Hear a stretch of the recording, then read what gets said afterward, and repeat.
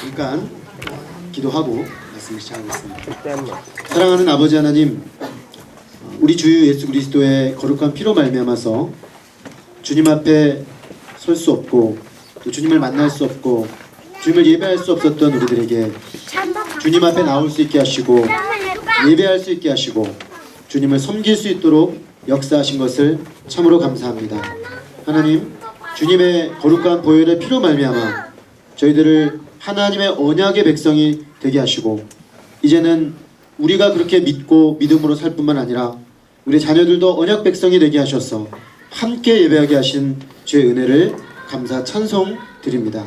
하나님, 이 시간 저희 마음 가운데 주님을 예배하는 기쁨과 감격이 넘치게 하여 주시고 당신의 말씀 안에서 저희들이 언약 백성이 되었다는 그 놀라운 정체성의 확인이 있게 하시고 또 그것이 오늘 우리에게 요구하는 바 놀라운 의미들을 다시금 심령에 새기는 귀한 자리가 되기를 소망합니다. 주의 성령으로 이 시간 임재하여 주셔서 당신의 말씀이 밝히 드러나게 하여 주시옵소서. 예수 그리스도 이름으로 기도했습니다. 아멘. 오늘 우리는 한 달 만에 다시 3대 예배를 드리게 되었습니다. 오늘은 특별히 예배에 이어서 유아 세례식을 또 성찬식을 함께 겸해서 진행을 하게 됩니다. 예배는 하나님과 우리 사이의 만남이라고 볼 수 있습니다. 하나님을 만나서 하나님을 경험하는 자리가 예배입니다. 그렇다면 세례는 뭘까요? 또 특별히 유아 세례는 무엇을 의미하는 것입니까? 유아 세례와 성찬식은 하나님을 만난 하나님의 백성이 자신들이 바로 하나님의 언약의 백성이라는 그 정체성을 확인하는 자리라고 할 수가 있겠습니다. 이 시간 특별히 창세기 17장 말씀을 통해서 유아 세례의 의미에 대해서 생각해 보고자 합니다.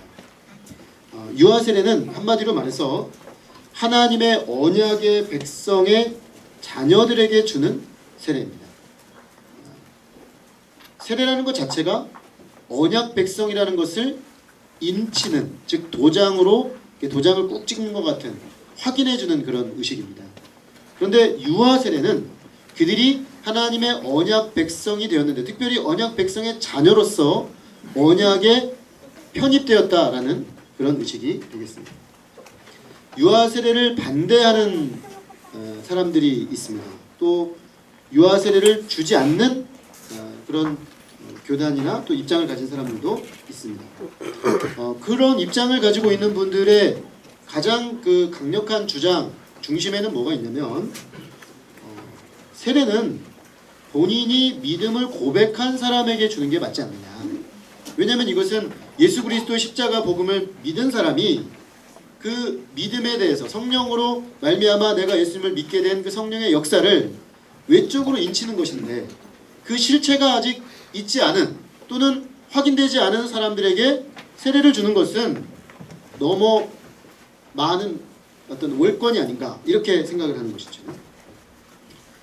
물론 성인의 경우에는 예수 그리스도 십자가의 복음을 믿을 때 세례를 받도록 하는 것이 적절합니다. 예를 들어서 저 같은 경우가 이제 그런 예가 될 수 있는데 믿음의 가문에서 태어나질 않았습니다.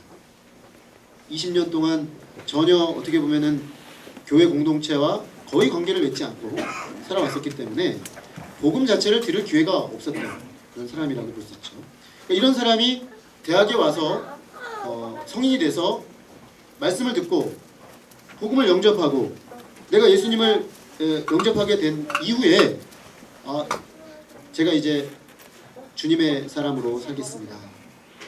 저에게 주신 주의 은혜를 공적으로 고백하겠습니다. 이렇게 확인하고 또 그에 기초해서 세례를 주는 것은 지극히 당연하고 적절해 보입니다. 그러나 아이들의 경우는 어떨까요? 아이들의 경우는 이 어른의 경우, 즉 믿음이 없다가 믿음이 생겨서 세례를 받는 사람들의 경우하고는 조금 다릅니다. 특별히 믿음의 가정에 태어난 하나님의 언약 안에서 태어난 아이들의 경우에는 전혀 다른 접근이 필요합니다. 이것을 잘 이해하기 위해서는 언약이 무엇인지를 잘 알아야 됩니다. 우리가 오늘날 세례를 준다라고 했을 때 이 세례를 신약과 구약의 연속선상에서 보게 되면은 구약의 할례를 그 기원으로 볼 수가 있습니다. 할례와 세례가 동일한 의미를 띠고 있습니다. 오늘 본문에 아브라함이 할례를 명함받고 할례를 행하는 장면이 나옵니다. 그가 할례를 행한 나이는 99세가 되었을 때입니다. 99세 되었을 때 할례를 행하게 되는데, 그런데 그가 믿음을 가지고 신앙생활을 시작한 나이는 75살 되었을 때였습니다. 75살 되었을 때 하나님이 그를 갈대아 우르에서 부르셔서 가나안으로 순종하여 나와 이제 믿음의 여정을 시작하게 되었습니다. 그리고 어느 정도 믿음 생활이 진행됐을 때, 약 10년 정도 어느 정도 가까이 지났을 때 하나님이 그와 언약을 체결하셨습니다. 그 언약을 체결하신 그 장면을 보게 되면은 사실은 아브라함이 상당히 좀 마음이 어려워져 있었을 때였습니다.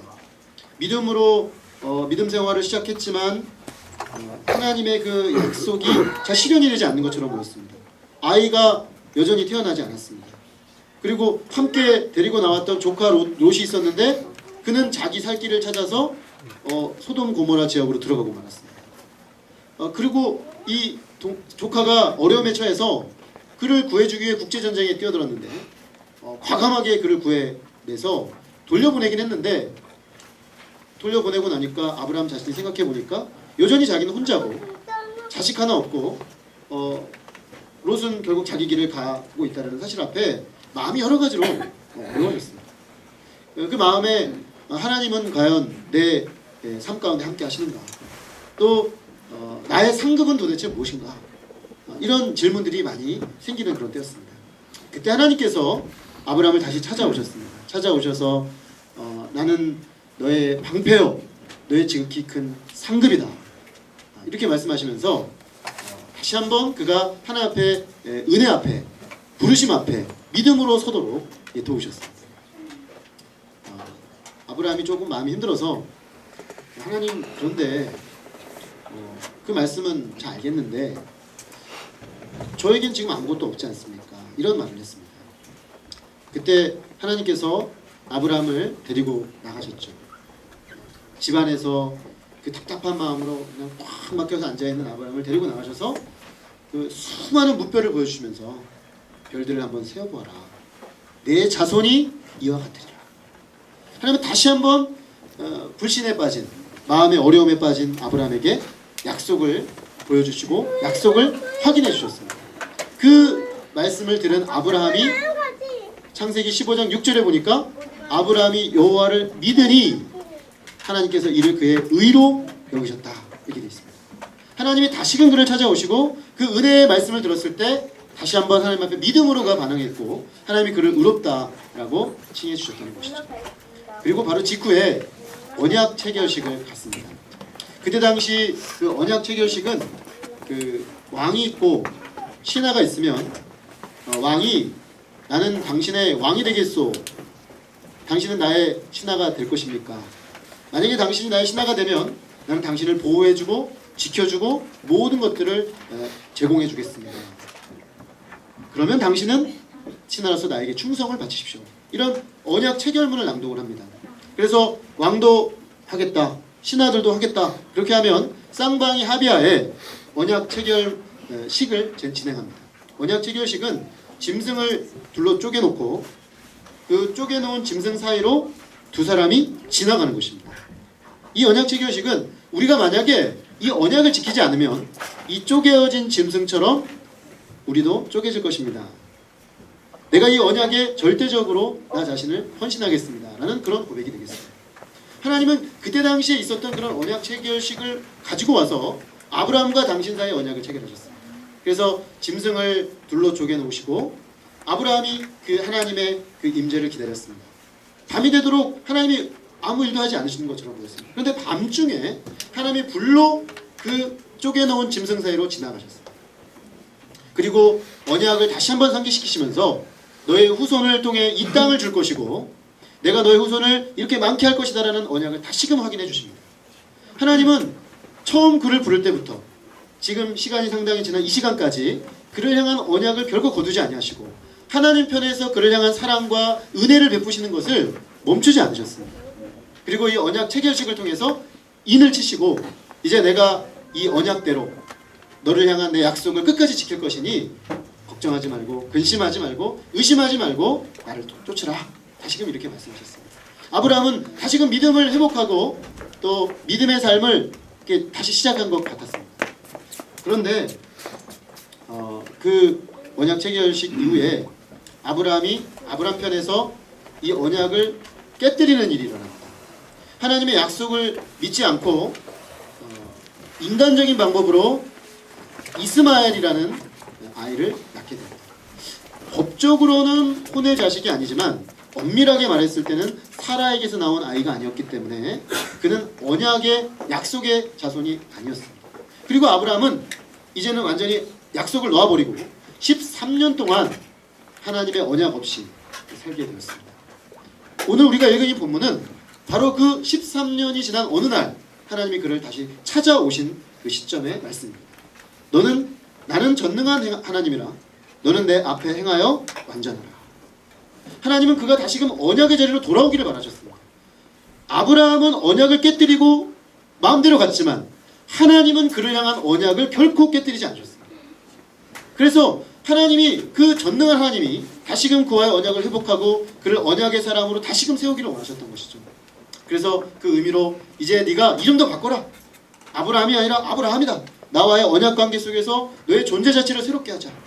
그리고 다시금 약속을 확인시켜 주시고 이제 너와 나 사이에 언약을 다시금 회복한 그 표시로 너의 몸에 할례를 행함으로 언약적 표시를 하자. 이렇게 말씀하신 것이죠. 아브라함이 13년의 그 영적 침체기를 벗어버리고 이때 하나님의 말씀을 받아들이고 하나님 앞에 언약을 다시금 회복하게 됩니다. 그리고 그 언약을 회복한 표시로서 할례를 행하게 된 것입니다. 자, 이 경우에 아브라함은 할례라는 어떤 외적인 표식이 그가 하나님 앞에 언약을 회복한 그 표시로서 주어졌습니다. 그리고 그날 그의 모든 가족들 중에 남자들은 다 언약적 의식인 할례를 행했습니다. 여기까지는 통상적으로 우리가 세례라고 하는 것의 의미와 부합합니다. 예수님을 믿고 그 믿음에 대한 그 표시로서 세례를 받는 것이죠. 그런데 1년 뒤에 하나님이 내년도에 너의 몸에서 아들이 날 것이다 해서 이삭이 태어납니다. 아브라함과 이삭 사이에 아이가 태어날 수 없었는데 하나님의 전능한 능력으로 이삭이 태어났습니다. 자, 근데 그 이삭은 난지 8일 만에 할례를 행합니다. 이삭이 태어나자마자 응애 나는 믿어요 이러지 않았거든요. 그렇게 할 수도 없습니다. 아이인데 이 아이가 의사표현을 할 수 있는 것이 아님에도 불구하고 하나님의 언약적 백성이라는 표시를 그 아이 몸에 먼저 행한 것입니다. 그러니까 결국 이 아이는 아브라함과 하나님의 언약을 가지고 언약 안에서 태어난 언약의 자녀이기 때문에 그에게는 그가 아직 성인이 되지 않았음에도 불구하고 언약적 표시로서 할례를 행한 것입니다. 결국 이 아브라함이 자신이 불순종과 불신을 회개하고 하나님과 언약을 회복하는 의미로 할례를 행했고 또 그 아이도 하나님과 나 사이에 언약이 맺어졌고 언약 안에서 태어난 이 아이라는 표시로서 이 아이에게 할례를 행했던 것입니다. 결국 할례라는 것은 하나님의 언약 백성이라는 외적인 표시입니다. 그 외적인 표시를 공적으로 하는 것이다 이렇게 말할 수가 있습니다. 유아 세례는 바로 이 할례의 의미를 그대로 이어받고 있습니다. 그러므로 유아 세례 또한 하나님의 언약의 백성이 되었다는 표시입니다. 그래서 우리가 유아 세례를 줄 때 부모가 양 당사자가 믿는 분이거나 적어도 한 분이 믿는데 다른 그 부모가 이 아이가 언약적 백성이라는 표시를 하는 것을 동의했을 때 세례를 줍니다. 그러니까 그 속에는 이미 언약 백성으로서의 표라는 의미로서 세례를 받아들이는 의미가 거기에 내재되어 있는 것입니다. 자, 이 말은 우리가 오해를 해서는 안 되는 것이 유아 세례를 받는 것 그 자체가 무슨 효능이 있어가지고 유아 세례를 받으면 이 아이가 하나님의 백성으로 태어난다 그런 의미는 아닙니다. 이 의식 자체가 무슨 신비적 능력을 가지고 있어가지고 하나님의 자녀가 아닌데 하나님의 자녀로 만들어낸 능력을 가지고 있는 것은 아닙니다. 그건 성인 세례도 마찬가지죠. 성인 세례도 세례라는 그 행위 자체가 사람을 신자로 만드는 게 아닙니다. 카톨릭은 그런 의미를 가지고 이해를 많이 합니다. 그래서 세례를 쭉 밀어놨다가, 왜냐하면 자기가 신앙생활 하다가 나중에 안 좋아질 수 있기 때문에 그러다가 잃어버릴 수 있잖아요, 구원을. 그런 두려움이 있는 겁니다. 그러니까 다 밀어놨다가 죽기 전에 세례를 딱 줍니다. 왜냐, 이 세례가 실제로 이 사람을 구원하는 능력이 있다고 보기 때문에 그런 거죠. 그런데 우리는 그렇게 보지 않습니다. 세례라는 행위 자체가 사람을 구원하는 것이 아니라 오직 예수 그리스도의 십자가의 복음을 믿을 때 우리가 거듭나서 하나님 안에 구원을 얻게 되는 것이죠. 세례라는 의식은 이것을 외적으로 인을 쳐주는 외적인 표시다, 이렇게 말할 수가 있습니다. 자, 그런데 이것 자체가 그런 구원하는 능력을 가지고 있지는 않지만 이 세례 자체가 가지고 있는 중요한 의미가 있다는 것이죠. 그러므로 유아 세례는 무엇보다 아이가 하나님의 언약 백성의 자녀로 편입되었음을 인치는 중요한 공동체적인 의식입니다. 언약 공동체가 행하는 하나님의 백성 공동체의 자기의 정체성을 확인하는 중요한 의식이 되겠습니다.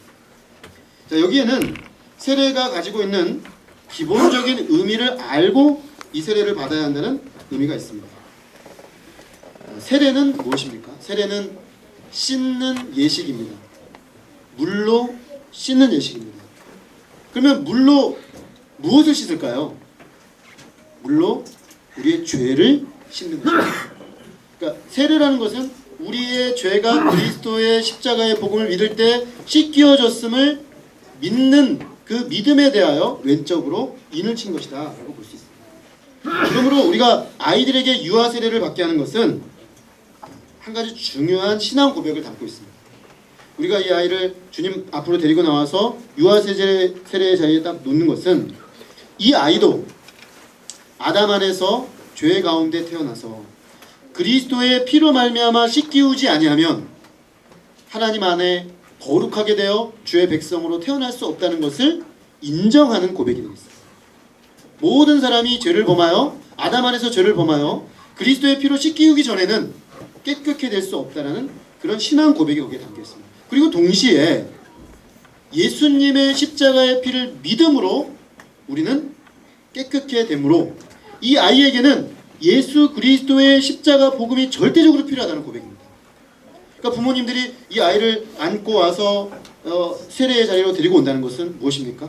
하나님, 이 아이가 그리스도의 십자가의 피의 은혜가 필요한 아이입니다.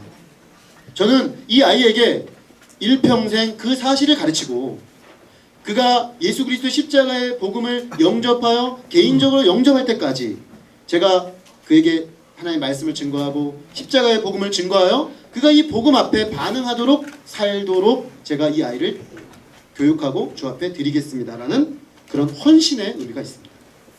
그러므로 이 아이가 미래에 몇 살 때, 10대 때 또는 20대 때 예수님을 영접할 때가 있겠죠. 개인적으로. 그것을 미리 땡겨서 인을 치는 것입니다. 그리고 그것이 가능하도록 우리가 해야 될, 언약적 부모가 해야 될 역할을 적극적으로 감당하여서 이 아이가 마침내 그 십자가의 복음을 영접하는 그 날까지 기도하며 섬기겠습니다라는 그런 헌신이 되는 거죠. 그러므로 이 아이들에게 그 가장 중요한 그 양식, 우리가 아이들을 키우지 않습니까? 근데 유아 세례를 받은 부모들은 이런 고백을 하는 겁니다. 이 아이에게 가장 필요한 양식은 우리가 물론 밥으로 빵을 먹고 밥을 먹는 그 양식도 중요하지만 그보다 더 근원적으로 중요한 것은 하나님의 말씀이라는 것입니다. 왜냐하면 하나님의 말씀을 듣고 그리스도 십자가의 복음을 듣지 아니한 자가 거듭나 주님의 피로 씻기울 수는 없기 때문입니다. 그러므로 우리가 유아 세례를 받는 그 아이, 또 이미 여기 지금 어린이들은 대부분 유아 세례를 받았는데 이제 동생이 오늘 은재가 유아 세례를 받습니다. 그럼 은재가 유아 세례를 받는 모습을 우리 어린이들이 지켜보면서 무슨 생각을 하게 됩니까? 아, 저 아이가 저렇게 세례를 받듯이 나도 세례를 받았구나. 나도 복음이 필요한 사람이구나. 나도 저렇게 부모님이 하나님 앞에 그렇게 고백하며 바쳤고 그래서 부모님이 나를 지금 이렇게 말씀으로 양육하고 계시구나. 아, 내가 말씀으로 양육하는 그 부모를 통해 양육하신 하나님의 뜻에 나도 복종해야겠구나. 이런 깨달음이 일어나는 것이죠. 우리가 사실은 이 자리에 딱 나와 있는 그 아이는 얼마나 복된 아이입니까? 하나님이 언약 백성으로 선택하여 특별히 언약 가정에 태어나게 하신 것이죠. 이건 얼마나 놀라운 은혜입니까? 그 은혜의 자리를 우리가 함께 확인하고 축복하는 것입니다. 이 정체성 속에서 그들은 하나님의 언약 백성으로서 양육되어야 될 중요한 요청 앞에 서게 되는 것입니다. 그러므로 부모님들은 이 요청과 이 의미를 심각하게 받아들여야 됩니다. 언약 백성으로 자녀를 낳고 키운다는 것은 아이의 영적인 필요를 심각하게 생각해야 한다는 의미입니다. 우리는 성경적으로 아버지의 역할을 크게 세 가지로 말합니다. 아버지가 자녀를 그냥 낳아놓기만 하면 되는 것이 아니고 아버지가 무엇을 할까요? 아버지가 무엇을 하는 분인가요? 자, 여기를 볼까요? 여기 앞에. 아버지가 무엇을 하는 분인가요? 아빠가 뭘 해요? 일해요. 아빠가 일을 왜 하죠? 먹여 살리려고. 맞았어요. 제일 중요한 거예요. 아빠가 우리를 밥 먹고 살게 하기 위해서 열심히 일하시는 거죠. 또 아빠는 또 뭐 하시죠? 잠자요. 그죠? 일하고 피곤하셔 들어와서 주무셔야죠. 그죠? 물론이죠. 물론 주무시죠. 자, 근데 아빠가 열심히 일하셔서 우리가 밥을 먹게 하시는 거, 그게 제일 중요한 일이고, 두 번째 또 여러분 보호해줘요. 보호. 나쁜 사람들이 여러분들을 막 못살게 굴려고 쫓아와요. 누가 제일 먼저 나타나서 보여줄까요? 아빠죠. 당연히 아빠죠. 아빠는 이 세상의 나쁜 것들로부터 우리 자녀들을 보여주는 역할을 합니다. 그리고 세 번째는 아빠는 우리를 가르쳐 줍니다. 그래서 얘야, 이 길이 바른 길이란다. 야, 이쪽 길은 위험한 길이야. 이렇게 얘기를 해주죠. 그래서 바른 길로 가도록 인도해줘요. 그러니까 아버지는 우리를 먹여주고 보호해주고 인도해주는 분입니다. 자, 이것을 유아 세례에 적용을 해볼 수가 있겠습니다.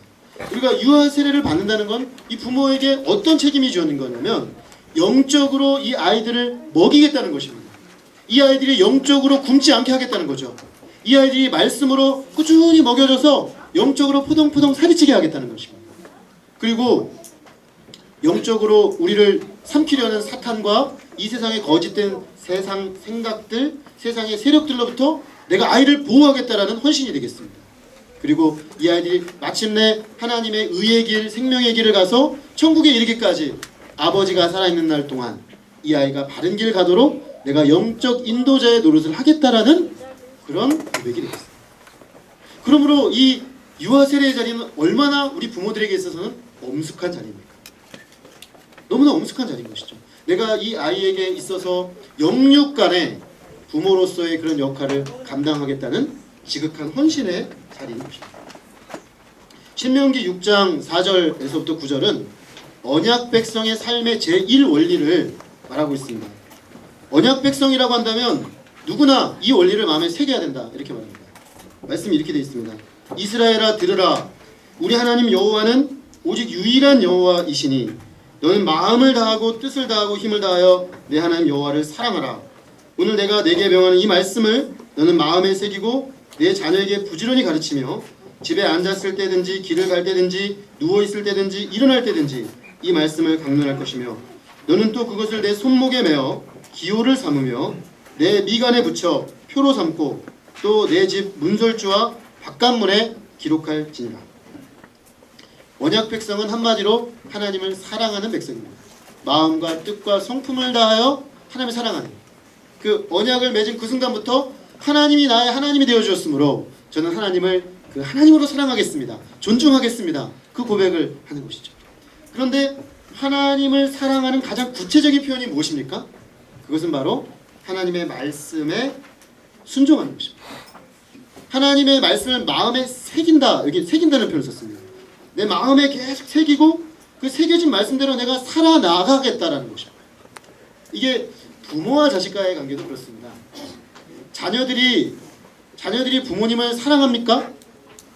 자, 부모님을 사랑하면 자녀들이 부모에 대해서 나타나는 가장 중요한 태도가 어떻게 될까요? 싸우지 않아요. 왜 싸우지 않나요? 엄마 아빠가 싸우면 혼나니까. 물론 그렇죠. 근데 싸우면 혼나기도 하지만 그 이전에 왜 싸우면 혼내킬까요? 하나님이 서로 사랑하라고 가르치셨잖아요. 특히 형제간에 사랑해야 되잖아요. 하나님의 마음으로 부모가 이 아이들을 가르치잖아요. 그러니까 부모님을 사랑하게 되니까 부모님이 가지고 계신 원리를 나도 받아들이게 되는 거예요. 그래서 나도 그 원리를 따라 살게 되는 거죠. 마찬가지입니다. 우리가 하나님을 사랑한다면 하나님 우리가 살라고 하신 원리인 하나님 말씀을 사랑해야죠. 그 말씀을 마음에 새겨야죠. 그리고 말씀대로 살려고 몸부림을 쳐야죠. 그러니까 말씀의 태도를 보면, 그 사람이 말씀을 대하는 태도를 보면 그 사람이 하나님에 대한 태도를 알 수 있습니다.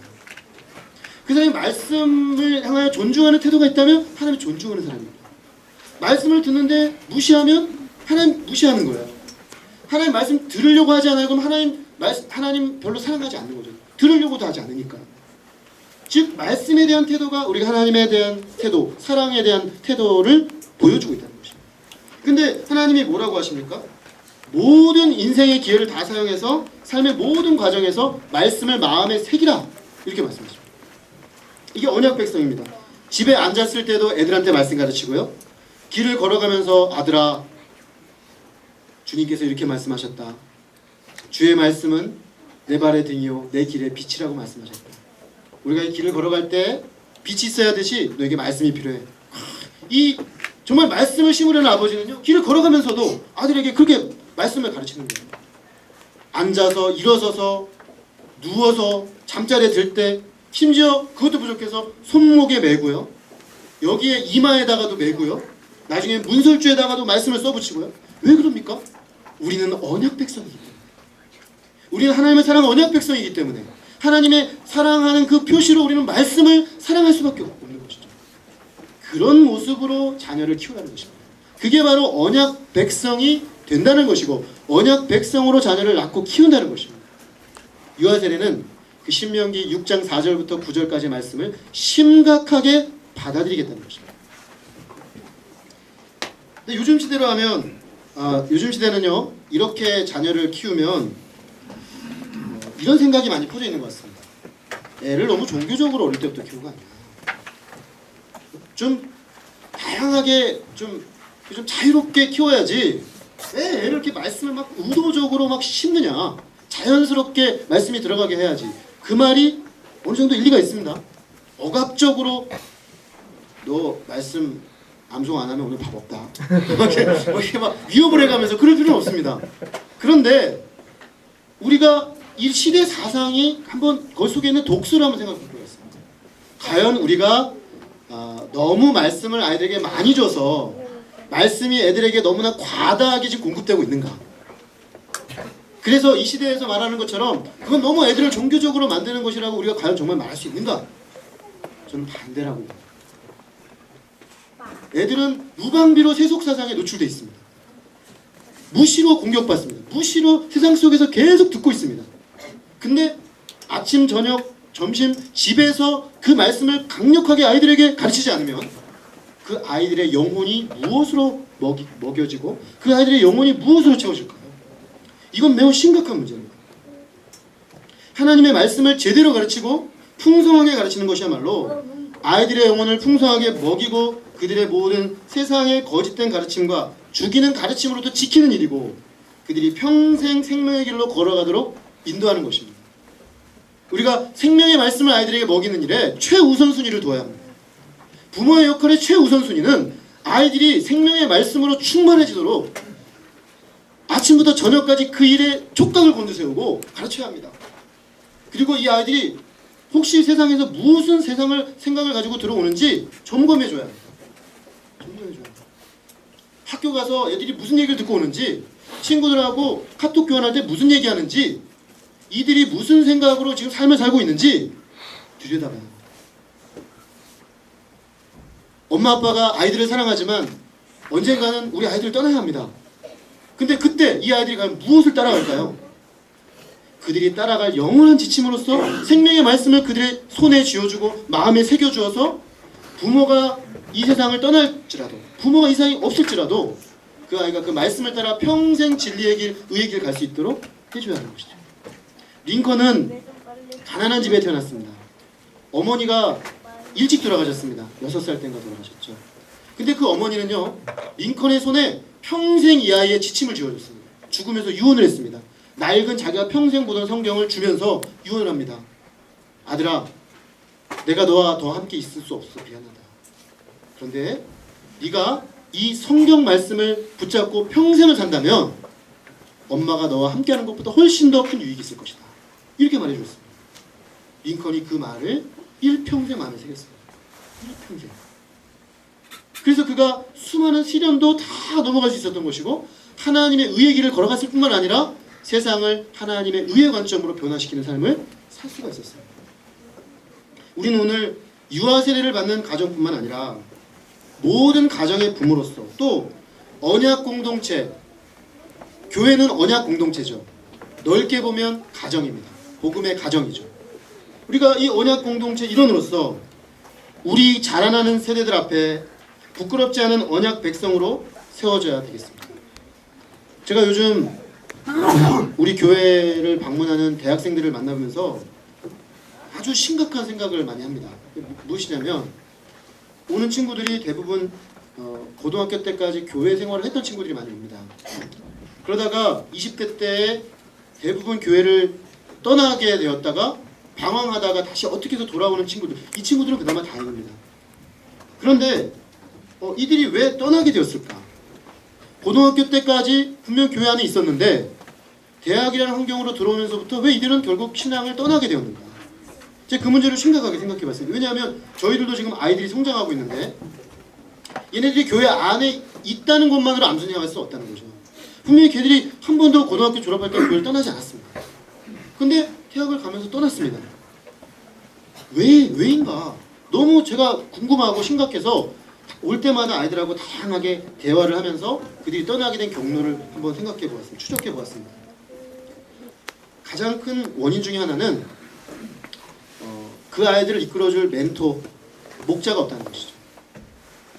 낯선 환경으로 들어왔는데 이 아이들이 계속해서 하나님 말씀 안에 머물도록 도와줄 수 있는 실제적인 멘토, 목자가 없다는 것. 이게 심각한 문제입니다.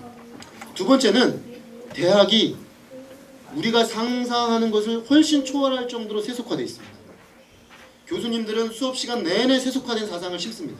아니 진짜 심습니다. 여기 신명기 6.5절의 그 단어랑 똑같습니다. 마음에 새깁니다. 한 학기 내내 수업 시간에 똑같은 사상을 가지고 그 아이들에게 계속 심습니다.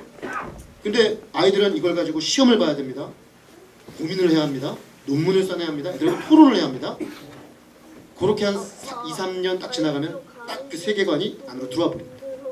거기에는 이미 하나님 없는 진화론적 세계관, 물질적 세계관, 범신론적 세계관, 뉴에이지적 세계관들이 아이들을 완전히 장악해버리는 거예요. 근데 문제는 이런 것들이 있어도 이 안에요, 고등학교 졸업할 때까지 말씀이 새겨진 친구들은 싸웁니다. 이게 싸움이 일어납니다. 싸움이 일어나가지고 막 세계관적 싸움을 벌이다가 말씀이 승리하거나 이게 승리하겠죠. 근데 대부분의 경우 패배한다는 것이죠. 이 싸움에서 집니다. 왜냐? 거기에 중대한 원인이 있는데요. 아이들에게 말씀이 세계관화되어 깊이 있게 새겨져 있지 않았던 것입니다. 깊이 있게 새겨져 있지 않았기 때문에 결국에는 먹히는 겁니다. 설득당하는 겁니다. 설득해내지 못하고 하나님 말씀으로 세상의 생각을 설득해서 자기도 설득하고 옆에 사람 설득하는 것이 아니라 자기가 설득되어지는 것입니다. 자, 그렇다면 여기 한 가지 중대한 한국 교회의 초등학교부터 고등학교 졸업할 때까지 교회 교육에 심각한 문제가 있다는 것입니다. 아이들을 말씀을 새겨서 내보내지 않고 있다는 것입니다. 그 얘기는 오늘 신명기 6장 4절부터 9절까지 말씀을 부모님들이 심각하게 다루고 있지 않다는 것입니다. 심각하게 다루고 있지 않다는 것입니다. 그저 교회만 다녔으면 아무 문제가 없는 것으로 생각하는 것입니다. 그런데 신명기는 교회가 그 역할을 하라고 하지 않고 집에서 하라고 합니다. 부모가 하라고 합니다. 부모가 밤낮으로 이 아이를 말씀 심는 일에 최우선순위를 두고 하지 않으면 빼앗깁니다. 이 아이들의 영혼을 빼앗깁니다. 근데 영혼을 빼앗긴 아이들은 나중에 육체도 부모 곁을 떠납니다. 우리가 이 문제를 얼마나 심각하게 생각해야 할지 모르겠어요. 결국 그들을 이끌어줄 멘토도 부족하고 세속화된 세상도 문제고 이들을 품어줄 공동체가 없다는 것도 문제지만 정말 심각한 것은 그 수많은 19년이라는 시간 동안 그 많은 주어진 기회들 동안 그 아이들의 심령에 말씀을 깊이 새겨놓지 못한 우리 부모들의 가장 심각한 책임이 가장 중대하다는 것입니다. 언약 백성의 정체성은 하나님의 말씀을 가르치고 마음에 새기는 작업을 통해서만 유지될 수 있습니다. 이것 외에 다른 길이 없습니다. 우리가 하나님의 아이들의 마음에 하나님의 말씀을 새기는 일에 마음을 두고 헌신하며 섬길 수 있기를 간절히 기도합니다. 아멘. 이를 위해서 우리는 몇 가지 구체적으로 실천할 수 있는 것들에 대해서 한번 나누고 싶습니다. 아이들이 태어나기 전 부모들이 해야 될 일이 있습니다. 거룩하고 순결한 부모가 되기 위하여 기도로 준비를 해야 된다고 합니다. 아이들이 잉태되었습니다. 그러면 매일매일 아이에게 말씀 들려주고 찬양 들려주는 일을 하셔야 됩니다. 이제 우리 결혼할 청년들은 잘 들으십시오. 꼭 하십시오. 말씀 들려주고 찬양 들려주고 그 아이들이 말씀 최적화된 영혼으로 뱃속에서부터 찬양 최적화된 영혼으로 뱃속에서부터 훈련을 하는 거죠. 태어나면 그 순간부터 이제 이 아이는 하나님의 말씀을 이제 직접 엄마의 육성으로 이제 듣게 됩니다. 말씀을 읽어줘요. 계속 말씀을 읽어주고 찬양을 들려주고 그래서 그 아이의 심령에 하나님의 선하심이 박히고 하나님의 사랑하심이 박히고 하나님의 신실하심이 박히고 하나님의 그 놀라운 온유하심이 박히고 그래서 그 하나님이 그 아이의 영혼을 온전히 다스리시고 아이들이 글을 알기 전까지는 제일 신경 써서 해야 될 일이